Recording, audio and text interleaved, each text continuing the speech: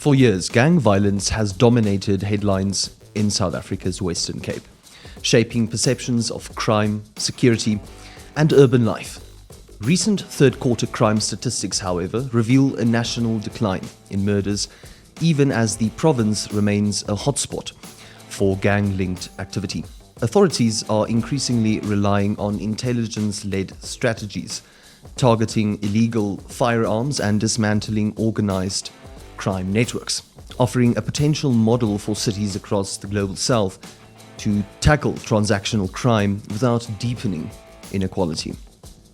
My name is Pieter Kriel, and you're listening to In the Eye of the Storm. In today's episode, we ask a very pressing question for South Africa and the broader global south. How can intelligence-led approaches reduce gang violence while supporting local sustainability? And what lessons can other cities learn about addressing crime without over-securitizing communities? In the Crossfire with Pieter Kriel, questioning power unequivocally and unapologetically. Inequality remains a defining feature of South African society.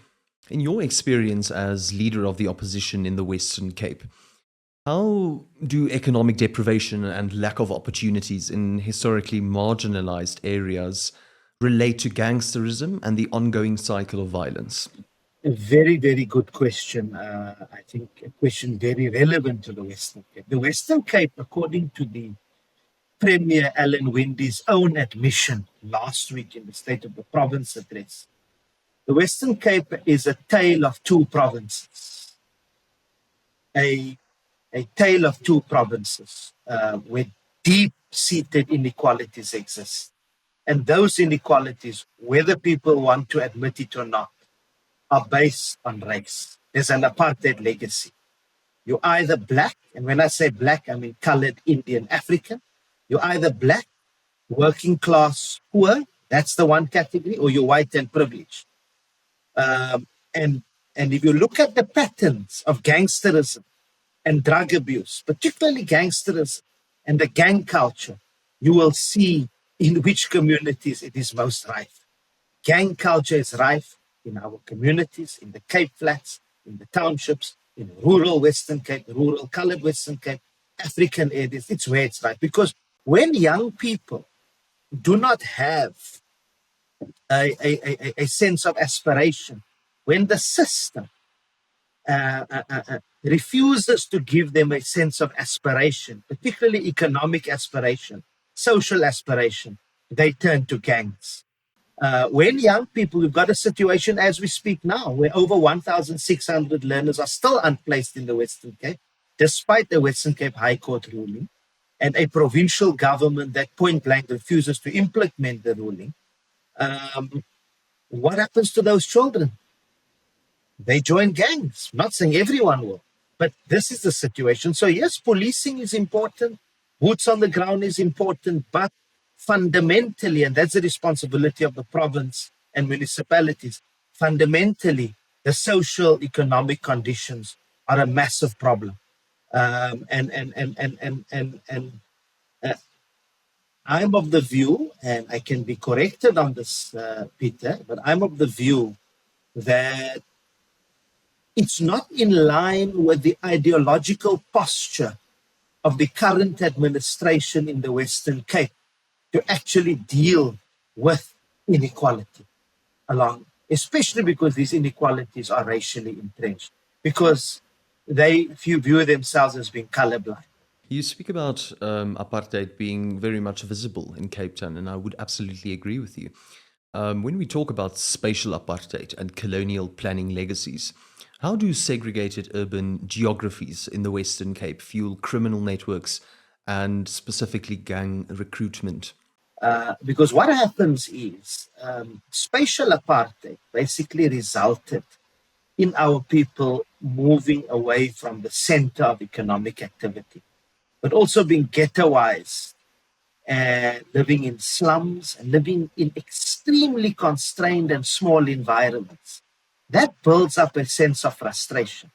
There's also a lack of services. With a lack of services, with a lack of opportunity, people then turn towards criminals. Criminals thrive And that is what is happening. If you look at the areas, look at Mannenberg, look at Hangberg, look at Hanover Park, look at Lavender Hill. Where are they situated? They are spatially situated away from the center of economic activity. They are isolated racially. How long have you guys been moving together as a gang then? Okay, 5 years now. 5 years? Yeah. And how old are you now? I'm 18 now. 18? 18 years old. You're still really young? Yeah. Wow. So, do you have a rival gang then? Yes, we do. Yeah? What are they called? Voras Tupa. Yeah, just over the bridge. So you also build up a sense of identity. The gang culture then feeds in and fills that particular vacuum and says, no, here's a sense of belonging when we as young people have been put on the margins. Here's a sense of, because you can't even get transport, even if you've got a job or you're supposed to go and study somewhere, even getting transport becomes expensive to go to where activity is happening. So you go for the alternative activity. And I want to say it's fundamental, really, especially this question is not only one for black people to deal with or for black politicians to deal with. Because currently what's happening, Peter, is that spatial apartheid is, number one, being intensified by the provincial government. I give you a case in point. Reclaim Our City were forced to actually get involved in a court battle with provincial government. After the Western Cape High Court even ruled that social housing needs to be built in Sea Point, for example, in a part of Sea Point, provincial government takes the resources of the public, which can actually be used for dealing with spatial apartheid, and they go and they appeal a particular ruling. When national government says, here's land available, and we're saying social housing must be. And so, but then at a secondary level, and this is really, we want to speak to the conscience, particularly of young white people, and young white people who would view themselves as progressive. So the other form of perpetuating spatial apartheid is gentrification. They go and ensure that spaces which are predominantly black communities, the rates are raised to such a high level where our people and families are forced to move out and move away from the city center. Workup is a case in point, Salt River, Woodstock, even District 6. And what happens is then the yuppies or the young professionals are then encouraged to move in, to buy apartments, to build places, to buy these particular houses because of the economic conditions that are imposed on our people. So I want to say that perhaps we need to, as we celebrate the young generation that's embracing non-racialism, and as we acknowledge the likes of Bram Fisher, Beyers Naudé, Ruth First, Ankie Croft, who were leaders who rejected white privilege and racial purity and stood for universal humanity, in that spirit, we also want to call upon young white South Africans, particularly those coming from other provinces to the Western Cape. Yes, enter the property market, buy properties, move in. We need the economy to thrive, but do not contribute to gentrification. And in so doing, you're contributing to spatial apartheid. If we're honest, gangsterism, like you rightfully point out, is a system of broader economic exclusion. And what's the role of poverty and unemployment in keeping children on the street and gang structures active? How do we look at these things from a policy point of view and confront the cause rather than just the symptom? Because like we rightfully say, gangsterism is because of exclusion from the economy, people not being able to participate. So how do we treat this effectively? Look, I think at the national level, the policies are there.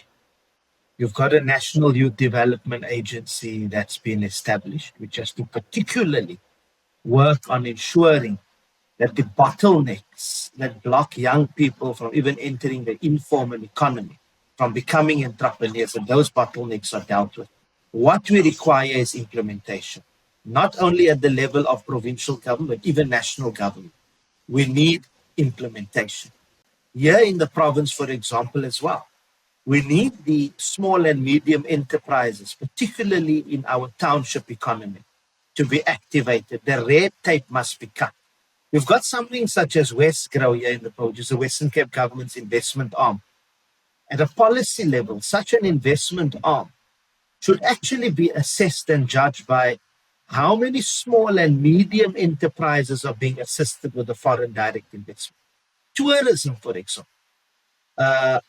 We need to find a way to ensure that a place like Langa, a place like Khayelitsha, our old townships, are made to be tourist attractions, and that local people benefit and young people are employed in that regard. So those are the kind of policy interventions needed. Simple things. Young people, and effort needs to be made to ensure that young people are in school. So you cannot have a situation anymore where certain school governing bodies can have restrictions on the amount of learners per class, but there are others who can't. Young people need to learn in proper environments. And if there's a shortage of schools, high schools compared to primary schools, then more high schools must be built and government must plan. What we find, unfortunately, Peter, is that we are in the political discourse, we are placing too much of an emphasis, not that it's wrong, too much of an emphasis on dealing with gangsterism and crime through boots on the ground. And it's important. However, the root causes and government departments at different spheres need to be in conversation with each other. Social development, when it rolls out, for example, drug rehab centers, needs to be speaking to economic development and trade and industry and economic opportunities, as to say, look, as we are taking these young people who may have fallen into drugs, what are we giving them? Let's bring them closer to the programs of government. So that's what we require. I think we do have the policies in place at the national level. Those policies need to be implemented at all levels, and those who are refusing to implement and those who are bringing bottlenecks consistently need to be dealt with. There must be consequence management, because the lack of consequence management is what is now resulting in the perpetuating of gang culture. Gangs are thriving on this. The latest third quarter crime statistics show that Western Cape recorded between 1,100 and 1,300 murders from October to around December of 2025, only around 41 fewer than the year before. Yet the province is, in my opinion, still the epicenter of violent crime. How should we interpret this slight decline in murders in the context of ongoing gang violence? Look, I think you are correct to say the province is still the epicenter of violent crime. It's an epicenter for extortion as well.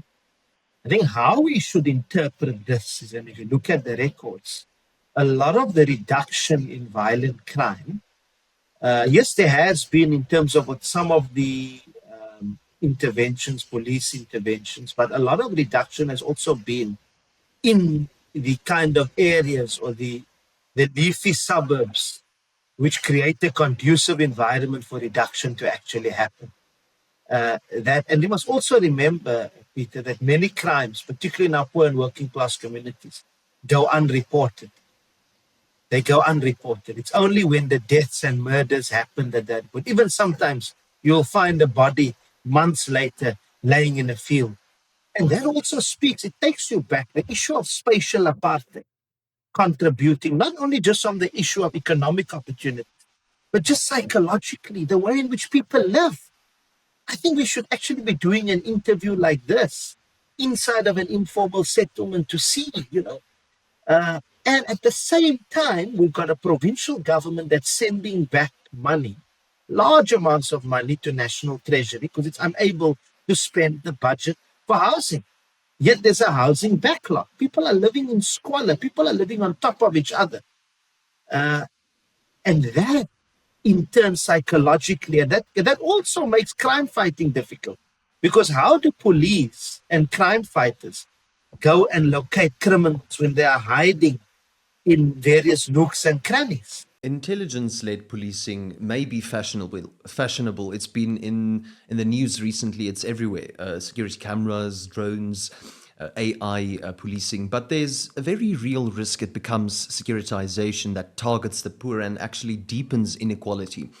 Do you think this strategy is really transforming communities? Not really. Firstly, let me say from the onset, Peter, that it's not a strategy that we must completely reject. We do need to have a solid approach in terms of intelligence gathering. And I think we've been weakened. Here in the Western Cape, for example, our call has remained consistent that SAPS must appoint the head of crime intelligence in the Western Cape. So we're not running away from that. But I think there's also another way in which you can still have the intelligence approach, but make communities feel part and parcel of that approach. So number one, your approach towards tackling crime needs to be consultative. We've got a safety plan in the Western Cape. Communities have not been consulted. Communities must be consulted. Like with any government policy, public participation is important. But beyond that, the empowerment of community policing forums becomes important. And that's the role of provincial government.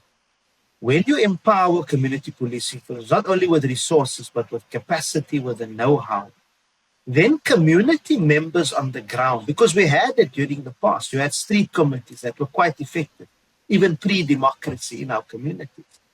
Then the street committees and the CPFs, communities feel as if they're made to feel part, because they're capacitated to be the ears and eyes of police, the ears and eyes even of crime intelligence. But they are. Our provincial safety personnel often work alongside neighborhood watch groups, private security, community policing forums, and farm patrols. Alan Wind. And also young people who could go into a life of criminality can then be incentivized. We had a program, and I don't want to play politics here, but I'm the leader of the opposition, and we had a program when the ANC governed the Western Cape, known as the Bambanani program. Across Johannesburg, many children grow up facing poverty, instability, and limited opportunity. Through the Bambanani program, Pieter Kriel Childcare works directly within vulnerable communities to support families and protect children before crisis takes hold by providing safe spaces, mentorship, and essential care. Bambanani helps children build resilience, stay in school, and move toward a future filled with greater opportunity. Now, it was from 2004 up until 2009, and even just prior when we came into a coalition. And that program was quite effective because what you had was provincial government actually incentivizing through stipends community members at different levels, including young people, to be the eyes and ears of police, but not in a manner in which people felt victimized. They felt part and parcel of the process. And I think that's what needs to happen. So even when it comes to people being able to report crime, a woman reporting that she's been abused, for example, you go to the police station and then you've got a counseling center there where you can receive your counseling, so that it's inextricably linked to care. It's also inextricably linked to actually economic empowerment, because these young people are going to get the expertise of how to operate within an orderly fashion, how to report things, and also earning a little bit, so also managing the resources as well. How does the ANC plan to address the lingering effects of colonialism and apartheid planning in Cape Town, which really still dictates, like you've said, who lives there, who has access to opportunity, and also who is most exposed to gang recruitment? So I think, look, we have done quite a bit, and if I just build on that, we know that we are part of national government, or the dominant part of national government. It has been the ANC who has been able to identify national government public-owned land and engage and seek the intervention of our national counterparts, particularly in human settlements, to say, look, make this land available. So that's what we are going to consistently be doing. We're going to be at the provincial level as well as our city caucus level. Make sure that those particular opportunities are highlighted. Obviously, in our opposition role, to point it out and say that government here must do, but we know they're not going to do it. They're not going to readily do it. and then seek the intervention and say, look, this land belongs to national government. Please make it available.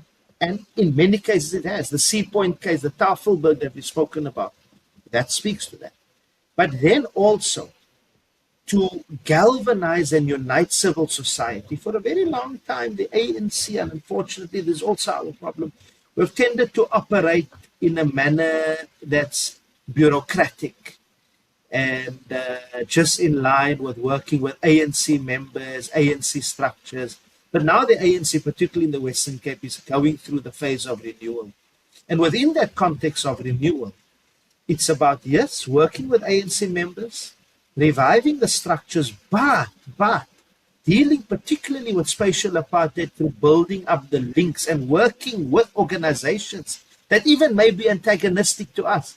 So Social Justice Coalition at times will be critical of the ANC on a number of things, but we will and we have been working with them to address spatial apartheid. When they go to court, we support them. We mobilize our members. We rose, because some of these organizations are not necessarily represented in council and in the legislature. We can in turn raise those issues in the legislature. So that's what we need to do. But beyond that also, it's about the discourse. So taking government on, yes, important. But the discourse, this is what we've done now. Appealing even to those who could be beneficiaries of spatial apartheid at the level of the battle of ideas to say, you know what, come and be part and parcel of the journey. Be the Bram Fisher of today. Be part and parcel of the journey to deal with spatial apartheid, because in the end it's going to affect you as well. When spatial apartheid is perpetuated and there's such a frustration which is leading to criminality, that criminality is not only going to be restricted in our poor and working class communities, it's going to go across the so-called wall or the borderline. We also need to appeal, and we'll be doing that in the discourse, appealing to investors as well. It's not in the interest, ultimately, of a stable economic environment for us to have spatial apartheid. Because everybody needs to be able to participate in the economy for the economy to thrive. But beyond that, also you need safety, and it's a hindrance to safety. So there's many ways in which we are planning to do it, and I think we are on the right course. We've built up, we've been able to galvanize civil society and work closely, as I said, with civil society in this regard, and particularly bring on board the younger generation. Yeah, Cape Town is often held up as a test case study for global South countries, but I would agree with you. If we don't confront the structural inequality and redistribute resources and power, I guess my question would be, aren't we just exploring the same failed security models that created these problems in the first place? And if so, how do we tackle this head on? 100%, Peter. This has been the theme of our discussion from the onset, to say that we need to tackle these issues at a fundamental level. And it's simple. In terms of housing, spend the budget. Consult communities when you are going to undergo housing projects, because we ask, there are even houses that are built by provincial government which are empty.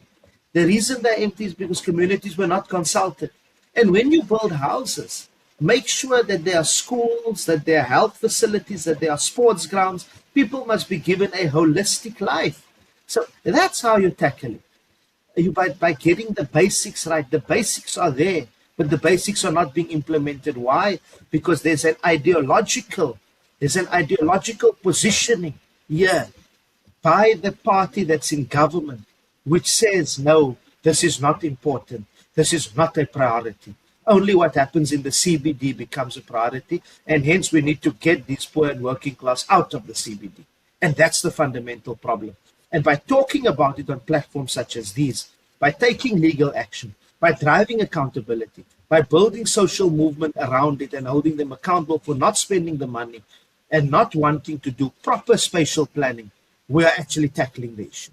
And finally, I would like to ask you that, or looking back at the last few years in your experience as a leader of the opposition, working very closely with community leaders, with people on the ground, with ordinary South Africans in the Western Cape, What would you prioritize to break the cycles? What policy structures would you prioritize to break the cycle of gangsterism and to uplift structural inequality in the Western Cape and to create a more equitable model and crime resilient city for South Africa to show off to the global south? Look, I said, as I've indicated, I'm going to start with first, but very basic, a policy model of an inclusive government.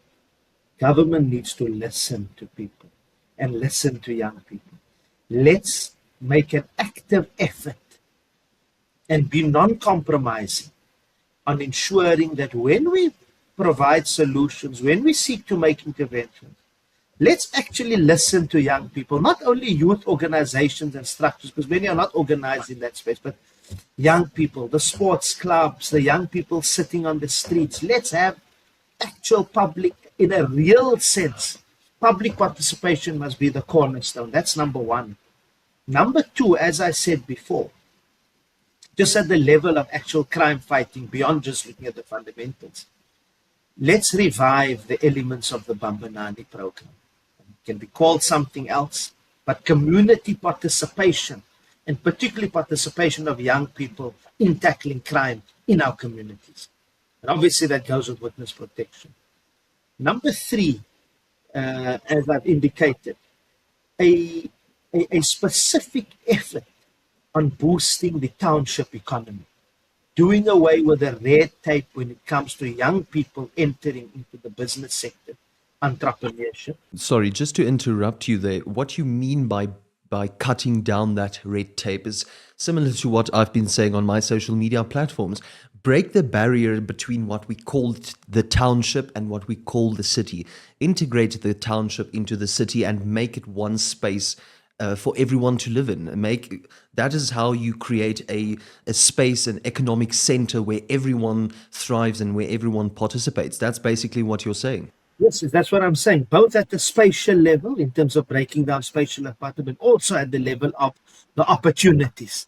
So it becomes very difficult for a young person, or even not a young person, but someone who's running a business in a township, to have access to the opportunities that a person in the city or a big business in the city has access to. And we need to then put conditions. And provincial government must not oppose when conditions are then put on businesses in the province to empower these small businesses. And a simple thing, and this takes us to municipal, it speaks to that. When a trader on the street, for example, wants to sell items, home industry, whatever, in our poor and working class communities, they are clamped down upon by city officials and law enforcement. There's so many restrictions being put in place. Those things are unfair. That is how you are building the barrier. I give you a simple example. Now we had and again, taking us closer to the city, we had the turning on of the lights. Now that happens at the end of the year, way before Christmas. Big occasion, massive amounts of people coming into the CBD, including tourists. What happened? Local, small business owners who've got stalls were told that they cannot have their stalls up during this time. The city of Cape Town did that. There's now a move also we've got the flower sellers in one of the streets, Adley Street, the famous Adley Street in Cape Town. For years, from the time of the British period in Cape Town, they've been selling flowers. In fact, it was a gentleman from Britain who donated that land for them to actually go and. What's happening now? They are being told, no, they can't be there. They must apply for this license, for that license, for this and for that. So bureaucracy is being put in the way, and that's cutting the red tape. When I speak about cutting the red tape, it's that, so that, as you say, the economy can be one, the economy can be integrated. Mr. Sayed, thank you very much for taking the time to speak to me today. Your words and insight has been very valuable to our audience. I think I'd like to stop the conversation there, but please do accept the invite if we ever need to ask for your insight ever again. I do think that it's very valuable, specifically seeing that you are a person that works closely with the community and community leaders. I thank you for your time, sir. Thank you very much for your time and for making the space available. If I can just end with one thing as I close, if you would allow me. There's a pertinent issue that has just come up, and it's sitting before me at this moment. We spoke about spatial apartheid. We spoke about the economy. We spoke about the Western Cape needing to transform. We've got a situation now where the Premier of the Western Cape, following a complaint which we raised as the official opposition, the Premier of the Western Cape has just been found guilty. You are the first, one of the first media outlets to hear this, has just been found guilty of breaching the code of conduct for members. He did not declare a donation that he received to attend a conference in the United States of America. So with this kind of leadership that thinks nothing of transparency, that thinks nothing about accountability, it's going to be very difficult. But we need to continuously hold leadership accountable. And even if the Democratic Alliance doesn't ask him to step down, we'll continue to call for his resignation, because it's this type of attitude that is willy-nilly and pays lip service to transformation. If you cannot declare and you view a 50,000 rand as something mundane, because that's what they are viewing, it then shows that you are not going to take these fundamental issues seriously. But thank you very much for the opportunity, and I look forward to further conversations. Thank you. Muhammad Khalid Sayed, official leader of the opposition in the Western Cape, has unpacked the province's latest crime trends, the potential of intelligence-led anti-gang strategies, and the opportunities for African cities to confront organized crime while preserving social equity. Thanks for tuning in. Be sure to join us next time as we continue exploring how African leaders, communities, and regional actors are shaping responses to crime, governance, and security across the Global South. In the Eye of the Storm, with Pieter Kriel. Make sure to tune in to In the Crossfire with Pieter Kriel on my YouTube channel, also available on Facebook and TikTok for shorts. Thank you.